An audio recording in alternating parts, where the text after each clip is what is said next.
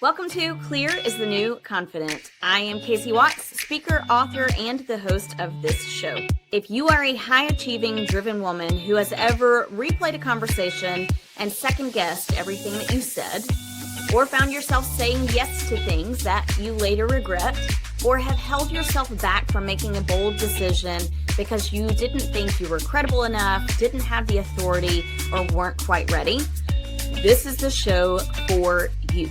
On this podcast, we are making space for confidence, and it all starts with clarity. Clarity about who you want to be, clarity about how you want to show up, and clarity about what you want from both work and life. Now, with all of that said, let's dive into today's episode and make some space for confidence.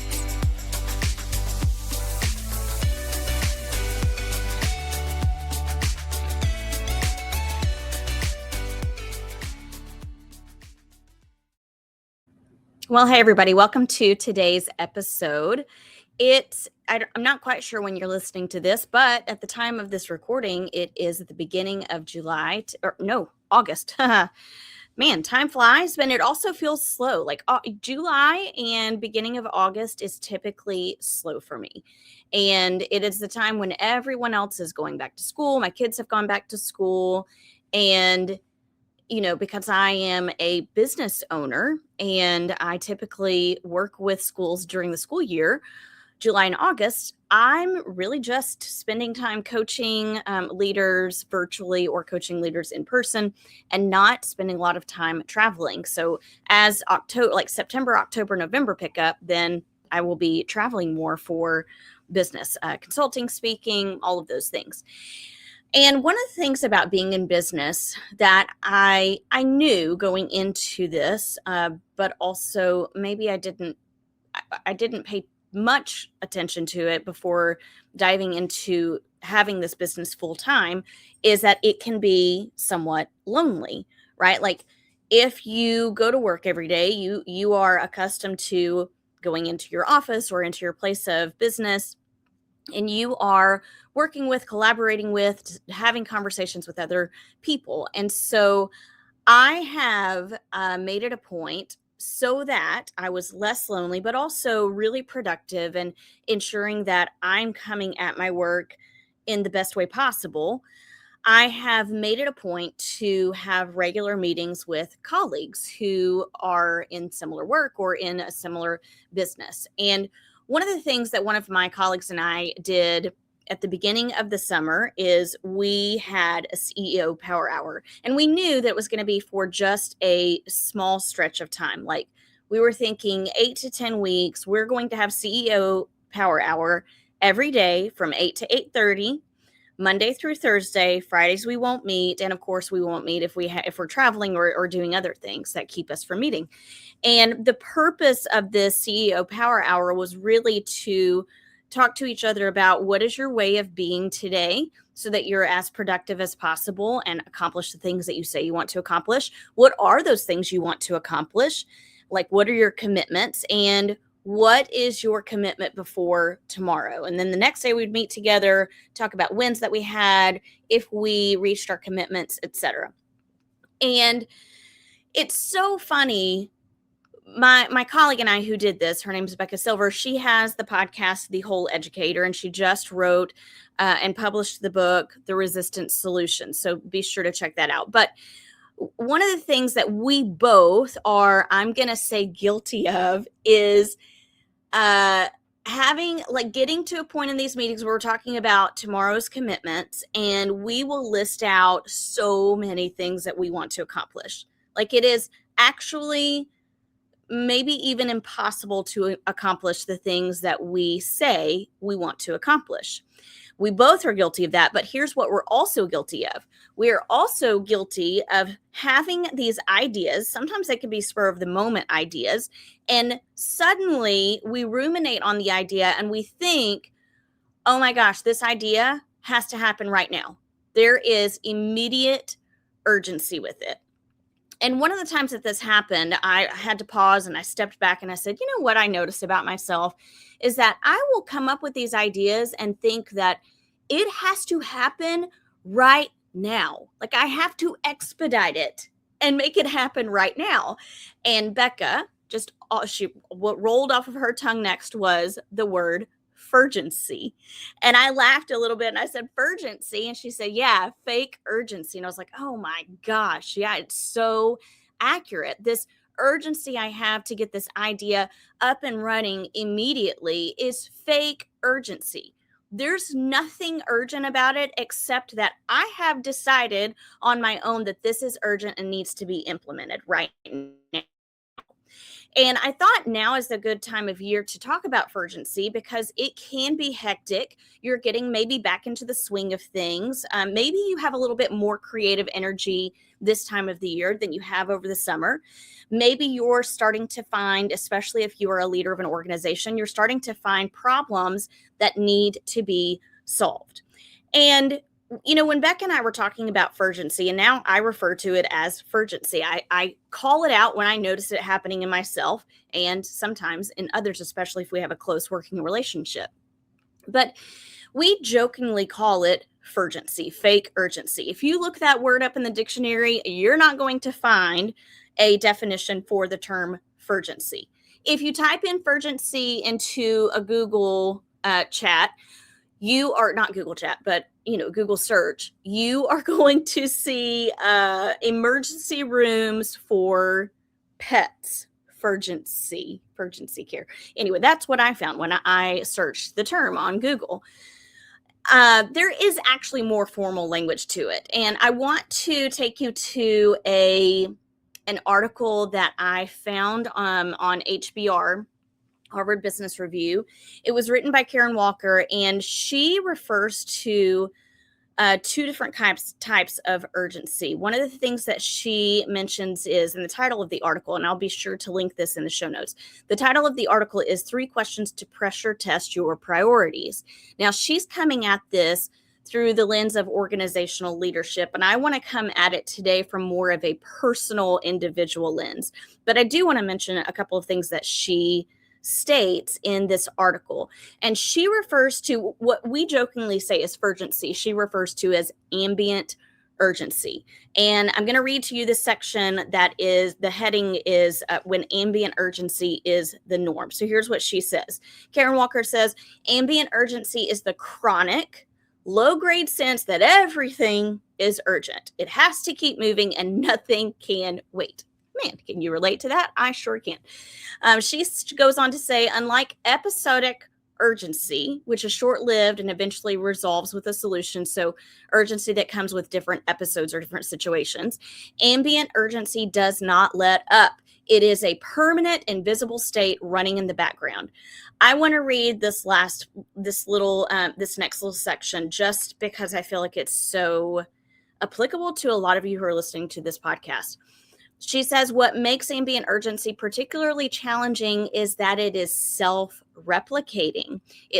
Leaders get caught inside a system that creates constant pressure, perpetuated by unintentionally producing the same conditions for their teams to operate in. In other words, when you are experiencing ambient urgency, well, you are going to foster that in your culture.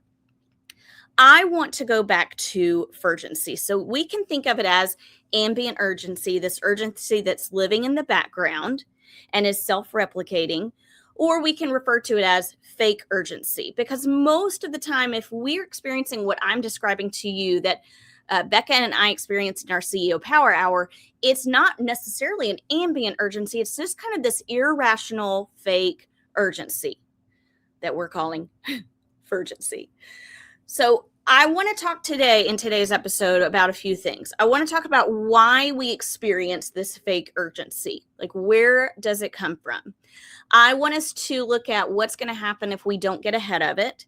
I want us to talk about some different situations where we might notice this fake urgency. And then finally, I want to think about, okay, well, if we notice ourselves experiencing this fake urgency, how do we get ahead of it? How do we get out of that? So the title of the episode is Victims of Furgency and How to Escape. So we're going to try to escape that. I'm going to tell you now, and I'm going to tell you at the end of this episode, that what gets rehearsed gets repeated. So if you are caught up in the pattern of rehearsing fake urgency, it is going to become your norm. It will get repeated.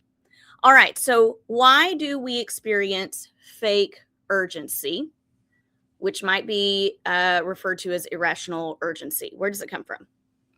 If we take a step back and we look at this from an eagle's eye perspective, we might notice that every time we're experiencing urgency, it's because we're masking something else. It can be a compensation mechanism. In fact, most of the time, it is a compensation mechanism.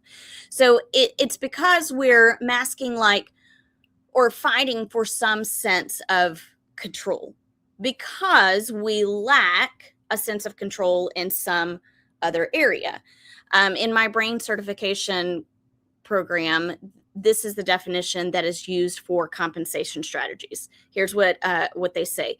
A strategy, so compensation, is a strategy whereby one covers up, either consciously or unconsciously, weaknesses, frustrations, desires, feelings of inadequacy or incompetence in one area of life through gratification of excellence in another area of life, right? In case you were curious, just in case, it originates from the limbic lobe. So that's basically your emotional and survival command center.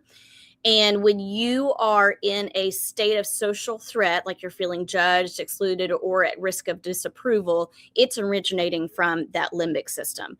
And what we want to try to do is combat that. If we don't get ahead of it and we don't combat it, then what's going to happen is we're going to fall into a few different things. It could be that we fall into overwhelm. It could be that we fall into decision fatigue, and both of those are going to lead to potentially burnout. So I want to first talk about, since we have talked about where it comes from, where does it originate from? And I'm going to go back to this compensation mechanism is a cover up, right? So when you are experiencing urgency, it could be a cover up for covering up like areas of weakness, frustrations, desires, feelings of inadequacy, etc. I want to talk about what we can do about it and then explore what that looks like in a few different situations. Okay? So if you're noticing urgency, first of all, decide for yourself, is this really urgent or is this actually fake urgency? Get ahead of it. Ask yourself, is this really urgent or is this just a sense of fake urgency? Now, if you are experiencing that or you noticing others experience that, definitely bring them into the conversation. So I might even bring in a trusted colleague into the conversation. I might bring in my husband into the conversation. I might bring a close friend into the conversation and say, here's what's going on. Does it seem as though I might be experiencing this fake urgency, or does this seem real to you? Okay. And then once we decide, like, is this really urgent?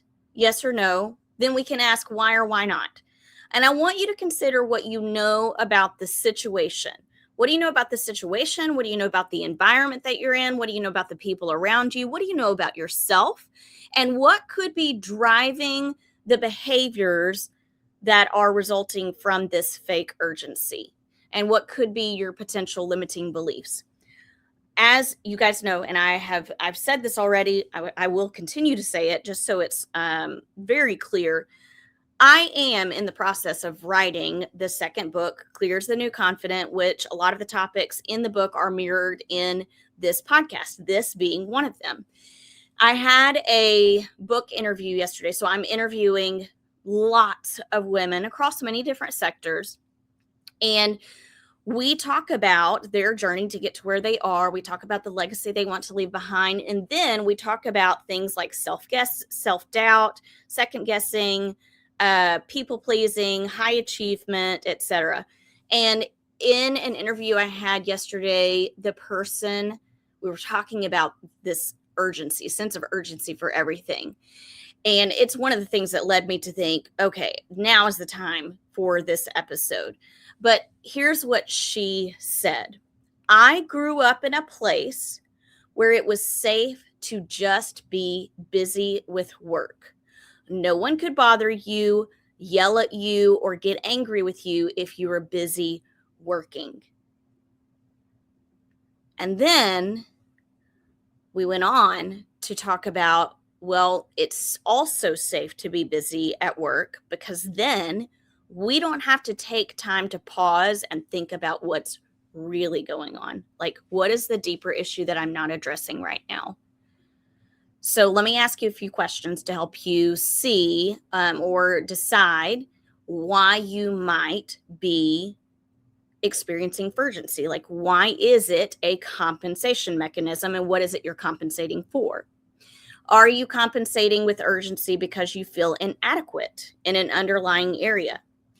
Are you compensating with urgency because you're avoiding a conflict or a problem that's more challenging? So, in other words, I'm compensating with urgency in this one area because I can be really urgent about it. It's kind of easy to solve, and it helps me to avoid this other more challenging problem. Or are you compensating with urgency because you're afraid people might find you out? This was another thing that came out of the book interview conversation yesterday. I don't want people to find me out or notice that I'm not an expert or notice that I'm not exceptional or notice that I'm not highly qualified. So, what is the underlying cause for this compensation mechanism of urgency? And when you notice that reasoning behind this fake urgency, you can then decide, okay, now that I'm recognizing it, what's a healthy alternative? What's a healthy alternative? And sometimes that can depend entirely on the situation. So I want to talk about 3 different kinds of situations where we either see people experiencing fake urgency or we ourselves are experiencing fake urgency. The first one is the fire extinguisher leader. Okay. My husband and I have both worked for leaders like this. And it's funny because we were working for leaders like this at the same time and we would share stories. And one day he said, yeah, it's like they set things on fire just so that they can put them out. And they're notorious for saying, oh, I'm just putting out fires all day long. And, you know, everything for these leaders tends to be urgent. And they place their focus on and energy on things that might not impact the greater good. So let's ask the question why. What is it they could be masking? What could be some limiting beliefs or just why? Why is this happening? So it could be that there are feelings of inadequacy.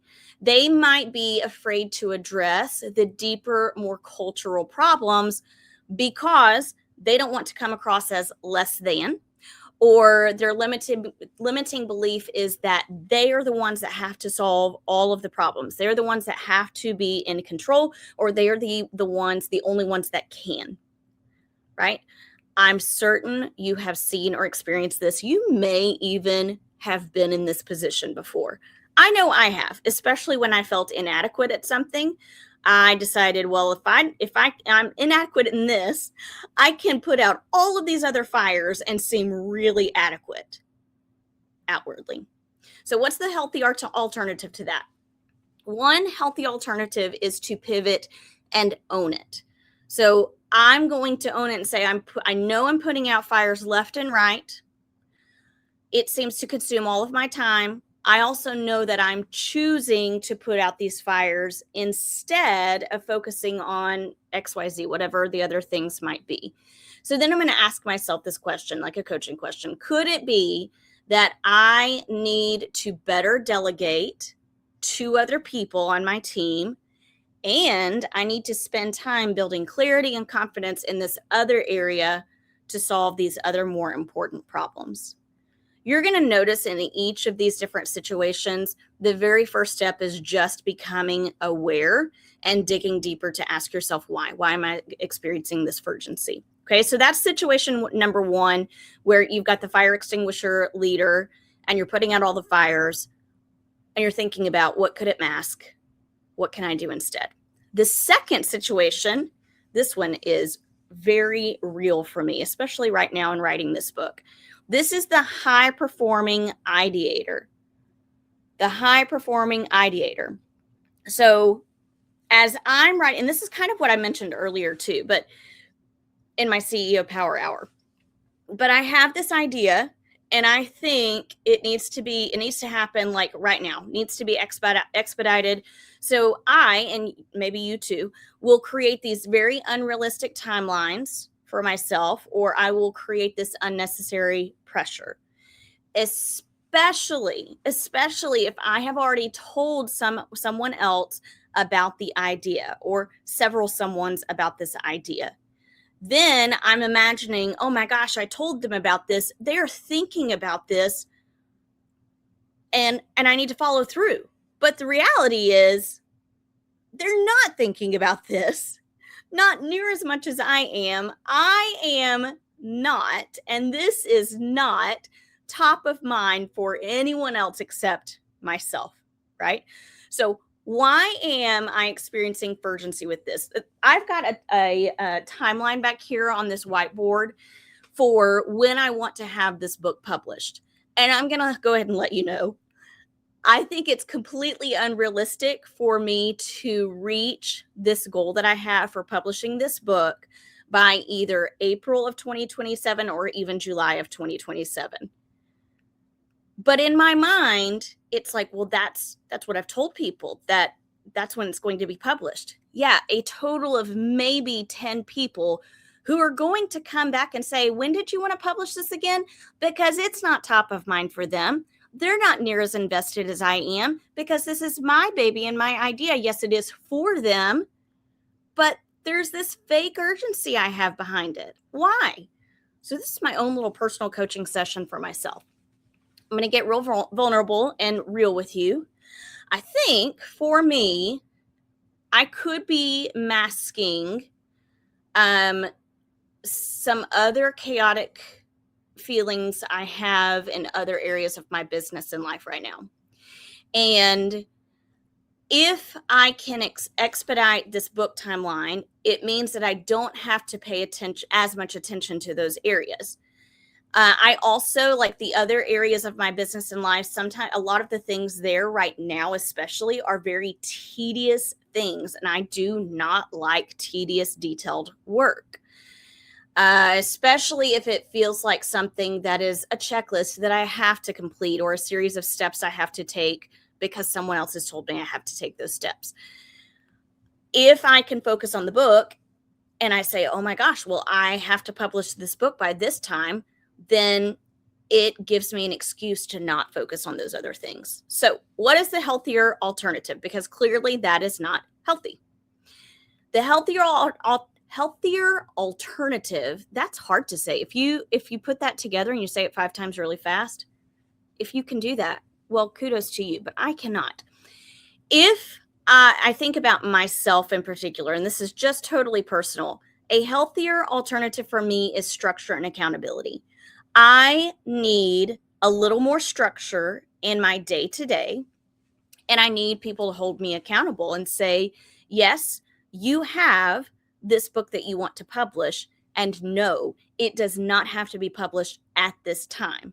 You have other things to do. What is your process for accomplishing these other tedious tasks that are important and need to be done, even though you don't want to?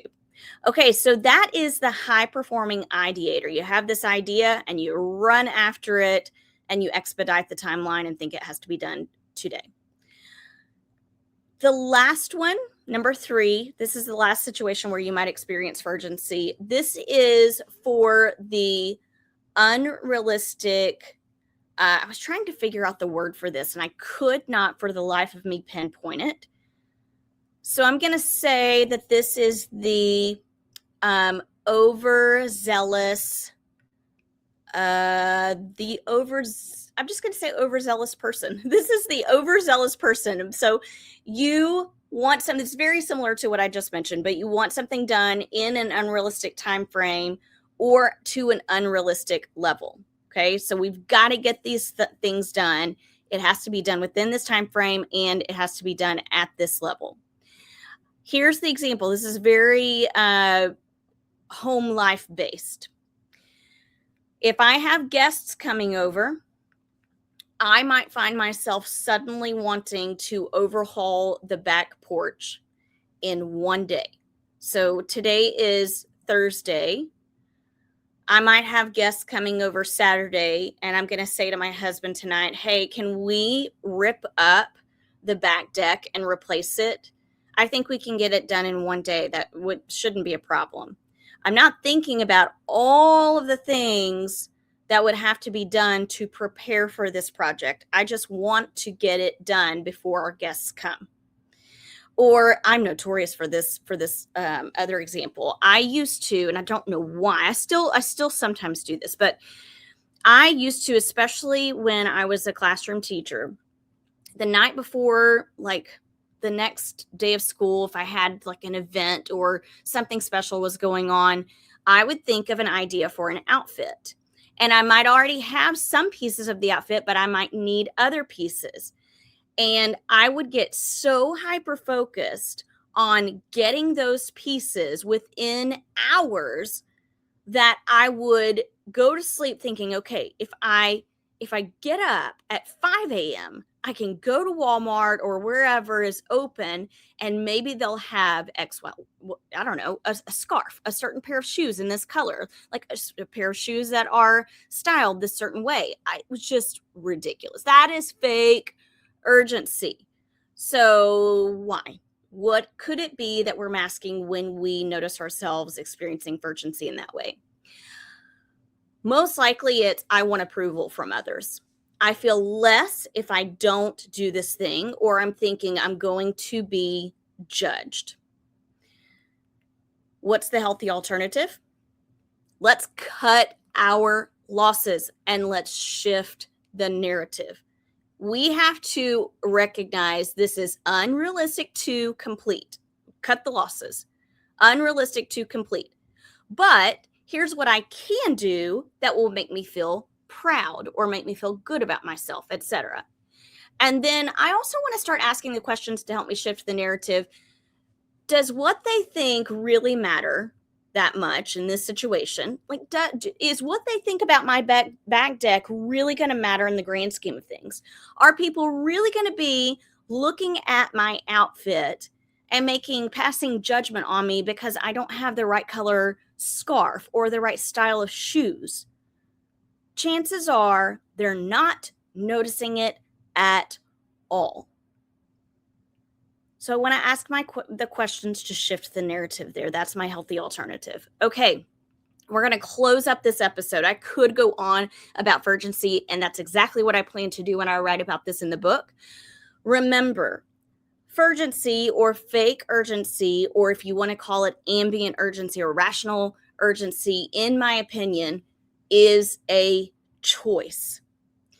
And as I've said in this episode and in other podcast episodes, what gets rehearsed gets repeated. So if you rehearse this pattern of urgency, it's going to get repeated. And that's going to lead to burnout, overwhelm, decision fatigue, and the cycle of starting this process all over again. So I'm going to encourage you, challenge you to ask yourself these things. Is this really urgent? What do I know about the situation, like my environment, my past experiences, etc.? And then decide what might be driving these behaviors, or what could be some limiting beliefs that are present that are causing you to fall into urgency. And then choose a healthier alternative. We're going to compensate no matter what. It's just the way that our brains are wired. But we can compensate in healthy ways. Okay, if you would like to know more about Furgency or have strategies and tools for overcoming second guessing, I want you to go to the new website, clearasthenewconfident.com, and it's going to give you an option to input your email address. You're going to get a thought interrupter tool for when you're second guessing, and that will work well with Furgency as well. Fake urgency. Okay, guys, don't be victims to urgency. Escape it. We will catch you in next week's episode. Bye, everybody. Hey, listener, I am so honored that you listened to today's episode, and I hope you gained something valuable from it. I'd also be honored if you did me 3 solid favors. First, subscribe to this show. I've got a lot of great content coming up, and I don't want you to miss any of it. Second, be sure you're following me on social media platforms. You can find me at Catch Up with Casey on LinkedIn or Instagram. And finally, if you are looking to book a dynamic and relatable speaker for your next event, conference, or retreat, I would love to bring a message about how the craft of clarity makes a significant impact on both leadership and life. Until next time, always remember, clarity precedes capacity.